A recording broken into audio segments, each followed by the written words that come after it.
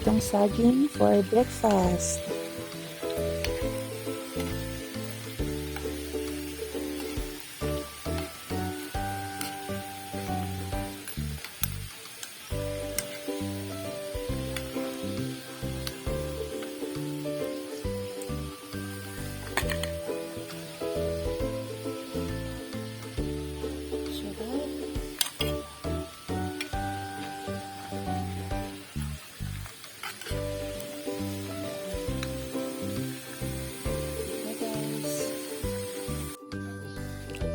Tumigas yung kape, guys. Kain! Kain tayo, guys.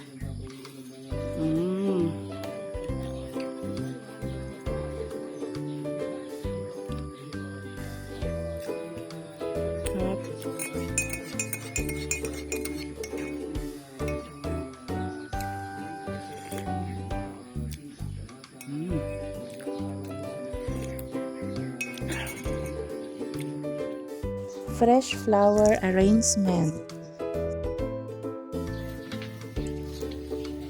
Yan, so dito pala ako namitas nung aking sweet lily. Ito kasi guys, hindi pa siya nag-bloom. Uy, may bago pala.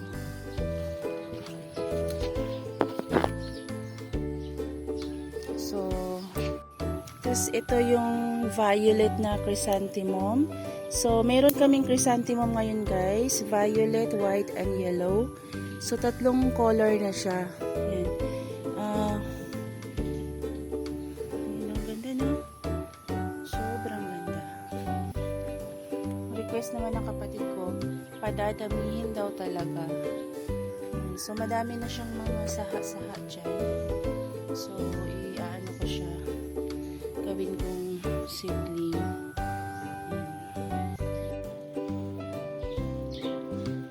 Ayan, so ito yung napitas ko ngayon guys, yung light na orchid at saka itong dark na violet. Yan. Tapos ito. Tapos yung ating sweet lily or peace lily. Yan. And then, yung violet na chrysanthemum. Yan. So, ilalagay ko muna to sa vase. Tapos, parang gusto ko pang pitasin na lang yung yellow na chrysanthemum. Sandali lang guys ha. Ito kasi nagtataka ko dito. Nasisira siya kaagad. So, tatanggalin ko na dito. Para yung mga bagong uslo.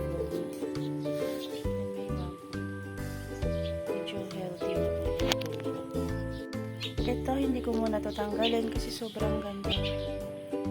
Sobrang ganda. Ayan. So, until now guys, di ba yung sa last video ko, wala pa rin akong flower vase. Hindi ko pa rin nahahalongkat sa karton. Ayan. So, ito lang muna yung lalagyan ko.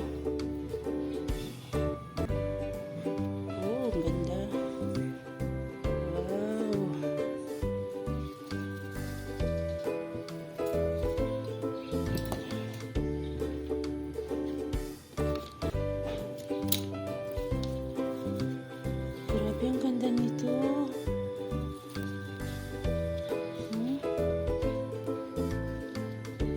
Oh my God. I really love flowers. Fresh flowers. Tapos, pinik mo lang sa harapan ng bahay.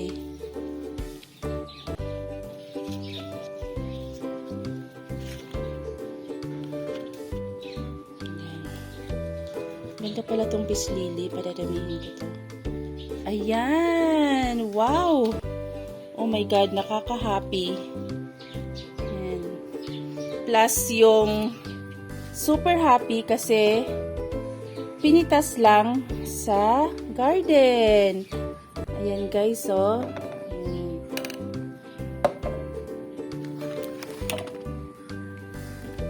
yung flowers is talagang literal na nakaka-happy. Pero kapag pinitas mo lang sa garden mo, yun, ang lalong nagbibigay ng happiness. Kasi wala kang in-spend na single cent. Tadaan! Tender love and care lang. Wow! Pipicturean ko pala to guys, is papakita ko kay mama. Kasi ito yung mga favorite din niya. Yan! Ang ganda-ganda! Grabe! Ay, grabe! Sobrang happy ko guys. Yan, so gusto ko sanang mamitas ng sitaw guys at saka okra. Sobrang init, grabe. Nakakasilaw yung init. Hanap muna ako ng pangpandong guys or di kayo payong para makakuha ko. Kasi magpiprito ko ngayon ng isda. Tapos gagawa ko ng parang salad lang na with bagoong. Sausaw ko sa bagoong yung ating iba-blanch ko lang yung sitaw and okra. Yun, so partner na yung pritong isda natin guys. So, hanap muna ako ng pangpandong guys, then punta tayo dun sa may sitaw. Ayan, so hindi ko na kayo sinama sa may sitaw guys kasi sobrang init talaga. Tsaka ang daming yung ganito yung sulum ba guys, sa Bisaya guys, sulum man eh. Ayan, yung mga itim na laging nasa mga gulay. Ayan. So, kalahati lang yung gagawin ko dito guys. Tapos sa susunod igigisa ko tong natitira. So ito lang yung isasalad ko. And then yung okra. Yan pa lang. Kasi bagong pa lang sila yung nag-uumpisa pa lang. So merong malambot. Ito. Kinuha ko na. Pati yung bubot. Ito pala. Tapos nakakuha din ako sa bayabas. Ayan. So inumpisan ko na kainin. Ano yun? So, ilalagay ko na to guys. Iba-blanch natin siya. Ng mga around, siguro guys, mga 2 to 3 minutes. Basta lang yung lasa niya, medyo maalis. Hindi kailangan na sobrang lambot guys, kasi pangit yung salad to. Tsaka ako talaga, kung ako lang yung kakain, mas prefer ko yung may crunch talaga yung Kasi as always, pag-exercise ng gums. Lagi ko yung sinasabi sa mga vlog ko ba na may crunch na. Ayun, so ganyan lang siya. Hayaan ko lang siya mag-simmer onti ng mga around 2 to 3 minutes, then iti-take out na natin. Yan, so ito na yung ating may bagoong ito guys, may unting suka. Tapos, pipigaan ko siya ng kalamansi para kasi yung lasa ng suka is kulang sa akin. Yan, so, tsaka mas masarap kapag kalamansi talaga. So, maraming kulang to guys. Dapat dito, meron pang kamatis, sibuyas na dahunan, ganyan, para kompleto talaga. Pero, but then, wala akong ganon ngayon. So, ito lang muna. So, titikman natin. Kulang yung lasa. So, kailangan nating mag-add pa ng salt na lang guys para kasi konti lang yung bagoong ilalagay natin. So lalagyan ko na siya ng or patis. Yan, pwede rin. So titimplahin ko muna guys kasi pwede na itong ating ito na yung ating sitaw ensalada guys. So bagoong, sibuyas, suka onte. Sobrang maunti lang na suka kasi kung meron kayong kalamansi, mas maganda kapag kalamansi yung ilagay guys. Then, yung pang-alat niya, so, nilagyan ko siya ng patis. Pwede ring asin. Depende na yun, guys. Titikman nyo na lang. Ayan. So, ang masarap dito, guys, yung naglalasa yung kalamansi. Sarap po talaga siya. At saka, sobrang yung crunch. Kasi, baby, pa lang to sitaw. Yun yung mas magandang isalad.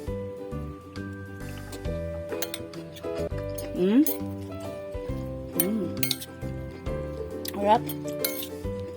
Sarap. Promise. Pwede rin itong i-stock sa ref, guys. Nang mga ilang days lang naman. Pwede siyang kainin na as cold salad. So, give it a try. Kain na tayo. Kasi ready na yung ating pritong isda. Nabawasan na. At saka yung aking daddy. Yan, sabay daw kaming kakain kaso nahuli na ako guys kasi bagal ako nagluto eh. Yan, so kain. Yan, so kain na tayo guys. Ito na yung ating lunch for today. Yan. So, ito yung sitaw, okra, and pritong isda. And then 1 cup of rice. Kain na. Yan, so nagtimpla din pala ako ng calamansi juice. So, perfect yung ating lunch for today. Galing sa garden. Meron din tayong fresh flowers. Ayan. So, let's eat guys. Kain. Kami, may tanim kami, kaya nakakapamili ako guys kapag nagsasalad. Kakapamili ako na mura talaga yung pipitasin ko kasi sobrang crunch pa yun.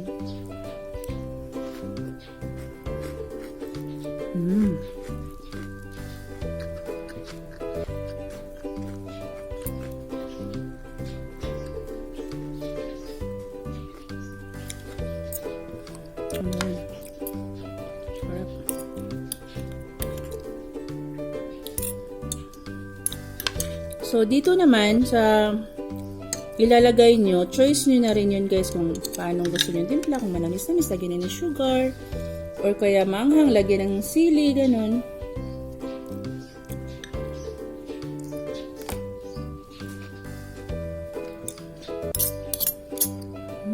Sarap. Okra. Ito. Baby okra. Grabe.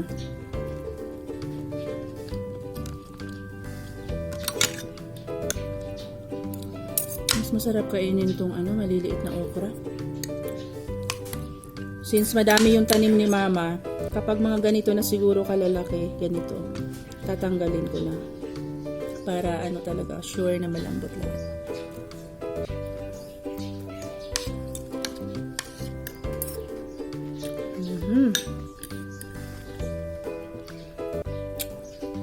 Masarap to guys sa inihaw, pork chop, mga ganyan.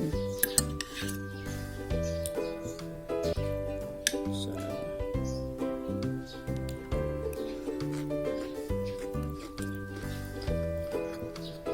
Kahit walang isda kasi yan.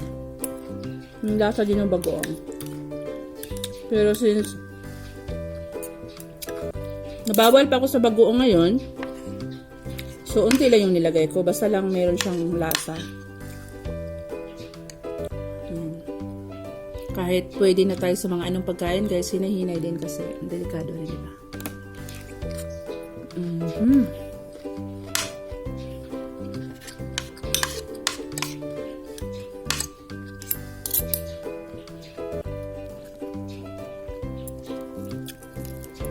Ayan guys, katong na ay mga tanong, balatong din ha guys. Pamukbo na mo guys, as paghimo mong salad. Dali ra kayo himuon kay naatay mapalitan pud nga mga bagoong sa tindahan. Sus, lami kayo guys. Dili lang yung usual na adobong sitaw. Maiba man lang.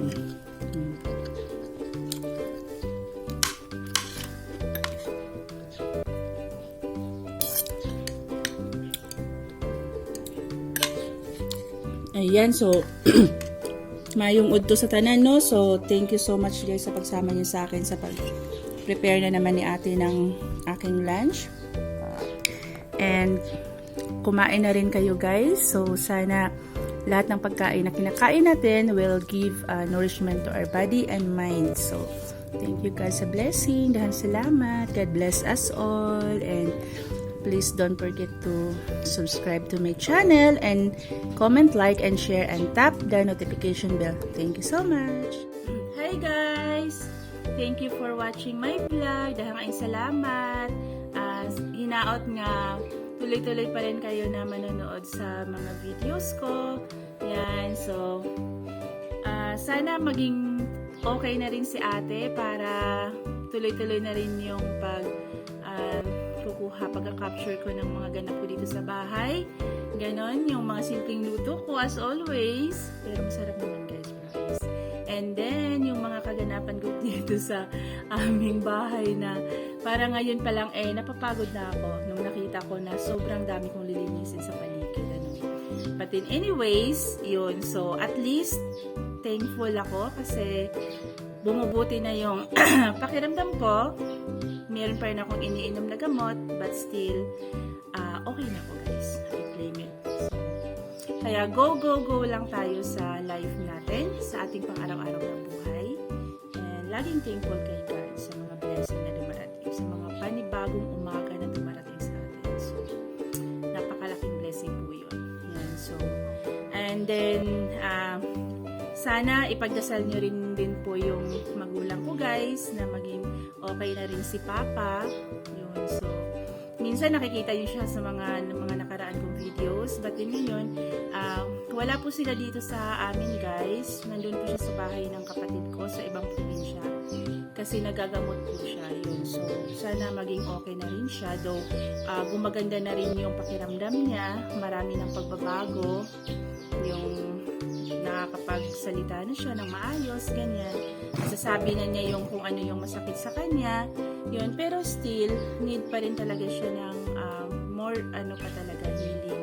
Yun. So, sana tulungan niya rin po ako sa mga dasal ko na gumaling na rin po ng lubusan yung aking tatay. Yun. At i-bless din rin yung nanay ko kasi siya po yung nagbabantay sa tatay ko kasama ng mga kapatid ko. Yun. So, again guys, daghang salamat. Please subscribe to my channel kung bago kayo. And don't forget to comment, like, and share, and tap the notification bell. So, see you guys again on my next video.